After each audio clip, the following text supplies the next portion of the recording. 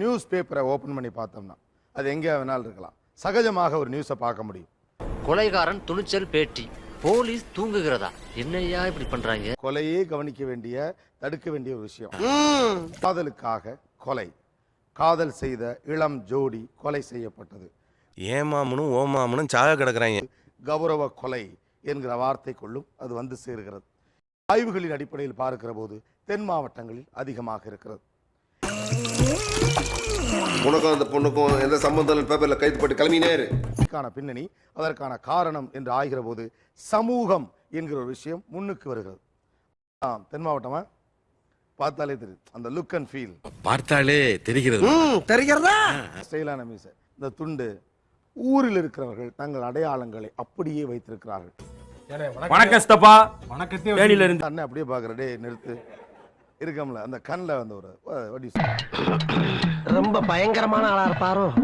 தென் மாவட்டங்களில் மட்டுமல்ல, தஞ்சை, திருவாரூர், நாகப்பட்டினம் போன்ற மத்திய பிரதேச மாவட்டங்களிலும் நீங்கள் சொல்கின்ற கௌரவ கொலைகள் நடந்து கொண்டுதான் இருக்கு. எப்படி என்ன பிரதாபங்கள் இருக்கிறது உங்கள் ஊருக்கும் உங்கள் சமூகத்திற்கும்? Good question. நீங்கள் ராஜராஜனின் சோழரின் வம்சத்தில் வந்தவர்கள். கரிகால் சோழன் உன் சொந்தக்காரன், பராந்தக சோழன் உன் சொந்தக்காரன். அவர்களின் பெருமை என்பதை சொல்லி சொல்லி நாங்கள் உங்கள் மக்களை வளர்க்கிறோம். கேவலமா நடந்துக்கிற இந்த சமுதாயத்திலிருந்து வந்தவன், இந்த கூட்டு குடும்பத்திலிருந்து வந்தவன் என்பதற்கு நாங்கள் பெருமைப்படுகிறோம். பாத்தீங்கன்னா ஒவ்வொரு சமூகம், ஒவ்வொரு தனி மனிதனுக்கும் ஒரு இண்டிவிஜுவாலிட்டி வேணும்.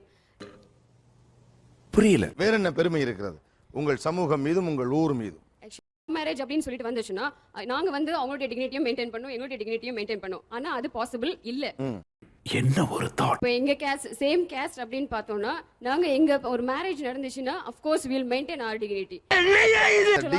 டிக்னிட்டின்னு சொல்றீங்கல்ல, உங்கள் சமூகத்தினுடைய டிக்னிட்டியாக நீங்கள் எதை பார்க்கிறீர்கள்? அதான் நான் கேட்கிறேன். சொல்றேன், மக்களுக்காக சொல்றேன்.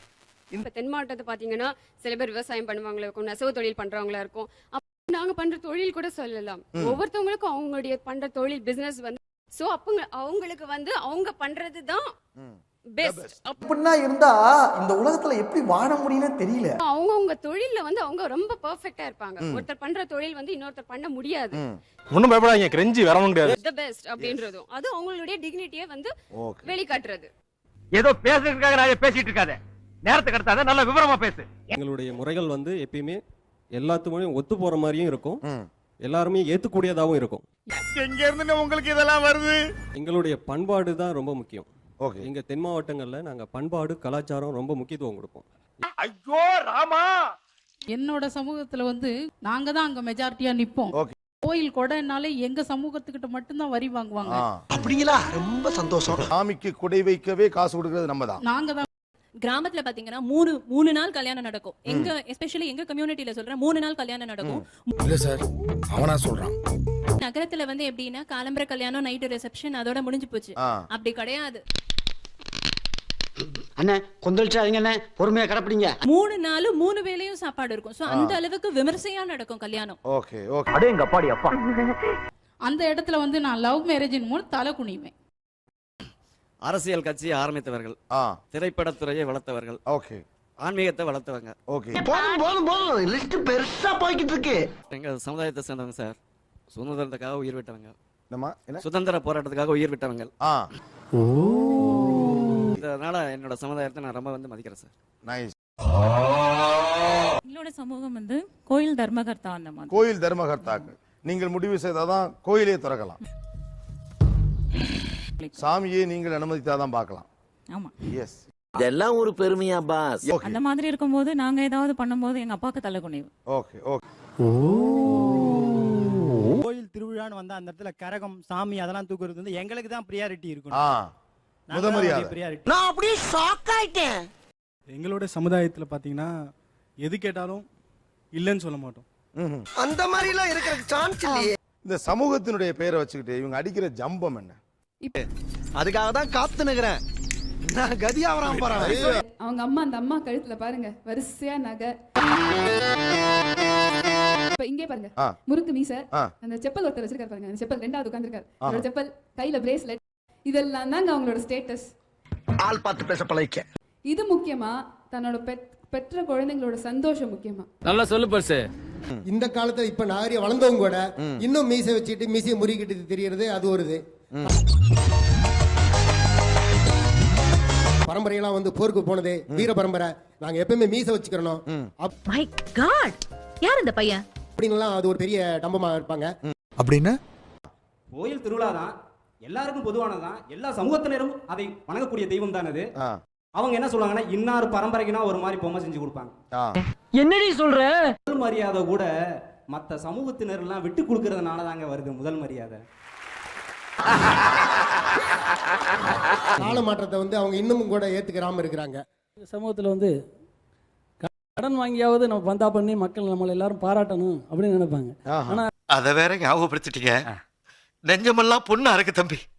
எங்கெல்லாம் வந்து அவன் 2000 ரூபாய் சம்பளம் வாங்குவான். ஆனா அவன் கல்யாணம் பண்ணா 10,000 தான் பட்டுப்பட எடுக்கணும். அது வந்து எல்லாருக்கும் கேட்டோம்னா ஒன்றும் சொல்ல மாட்டாங்க, அமைதியா இருந்துருவாங்க. ஆனா பார்த்தா பின்னால பெரிய பேக்ரவுண்ட், பெரிய பள்ளமே இருக்கும். இந்த அவமானம் உனக்கு தேவையா? அதை சொன்னோம்னா இப்படி எல்லாம் வாழக்கூடாதுன்னு இது கேட்க மாட்டாங்க. இது ஜெனியூனா இருக்கு. இந்த ஜம்பம் ஊர்ல கிராமத்துல சொல்லுவாங்க, பெருமைக்கு எருமை ஓட்டுறது அப்படின்னு. என் மனசுல உள்ள பாரமே குறைஞ்சிருச்சு.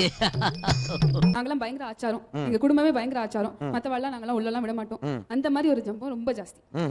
ஒரு 50 வருஷத்துக்கு முன்னால உங்க கம்யூனிட்டில சிவா அப்படின்னு சொல்லிட்டா உடனே டக்குனு தலையெல்லாம் தட்டி காதுக்குள்ள ஏற விடாம பண்ணுவாங்களா சொல்லுவாங்க, அப்படியா? பொறுப்பா இருப்பா முனீஸ்வரா முண்டக்கண்ணியே முகாமியே. டேய் போய் டீ வாங்கிட்டு வாடா. டேய் அவனை கூட்டு வாடா. ஓ அப்படியா? ஆமா இவ்வளவு விஷயம் சொல்றியே.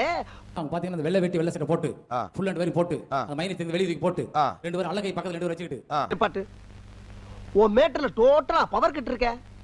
இந்த ஜம்பம் இன்னும் வில்லேஜ்ல இன்னும் இருக்கு சார். ஒரு சமூகத்தை சார்ந்த பையனையோ பெண்ணையோ காதலிக்கிறேன் என்று வந்து சொன்னால் வீட்டில் என்ன நடக்கும்? ஒரு கொலை நடக்கும் சார். இப்ப பேரண்ட்ஸ் உடைய நிலைமை அந்த பொம்மை மாதிரி தான் சார் இருக்கு. பாக்கி எல்லாத்துக்கும் பேரண்ட்ஸ் வேணும். சரி,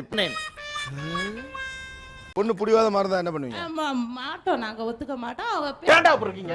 வேண்டாம், வளர்க்கணும், ஆளாக்கணும், இதுக்கெல்லாம் மட்டும் அப்பா அம்மா வேணும். கல்யாணம்னா மட்டும் சரி, அதுவே ஒரு கல்யாணம் பண்ணிச்சு, வேற வழி இல்ல, விட்டுருவீங்க, ஒன்னும் சொல்ல மாட்டீங்க, அப்படியா? பண்ணி வர முடியாது. சொத்துல பங்கு கிடையாது. சொத்துல பங்கு கிடையாது, ஸ்ட்ரைட் முடிஞ்சு போச்சு. பின்னால சேர்த்துக்க மாட்டோம், வீட்டை சேர்த்துக்க மாட்டோம், அதை அப்படியே விட்டுடுவோம். அத்தோட அத நாங்க விட மாட்டோம். அவங்களுடைய அந்த நடவடிக்கை நீங்க ஒத்துக்கிறீங்களா? அதாவது என்னங்கிறப்ப கல்யாணத்துக்கு முன்னாடி வந்து சொன்னா இதெல்லாம் சொல்லுவோம், கல்யாணத்துக்கு பிறகு எங்களுக்கு தெரிஞ்சா அவங்க இல்லாம பண்ணுவோம். எவ்வளவு கேவலமான பிறவிங்க இல்ல நம்ம. இது வந்து ரியல் டைம். அந்த இந்த கிராமப்புறத்துல வந்து இதை வந்து நம்மளால மாத்த முடியாது. இல்ல, நீங்க ஒரு வார்த்தை சொன்னீங்க, அது மைக்ல வரல, அதுக்கு தான் உங்கள்ட்ட திரும்ப கொடுத்தேன். தெளிவா சொல்றோம், இல்லாமல் செய்வோம். அப்படியே போயிரு. அசிங்கப்பட்ட நான் கேக்குறது நீங்க ஆதரிக்கிறீங்களா இல்லையா தான். மாத்த முடியாது கண்டிப்பா நீங்களும் ஆதரிக்கிறீர்கள். அதாவது வெக்கமா இல்ல? நம்ம சேனலுக்கு புதுசா வந்த சப்ஸ்கிரைப் பண்ணி வச்சுக்கோங்க. அண்ணாக்கள் வாழுமிடம் காடு இந்த வீடியோக்கு ஒரு லைக் போடு.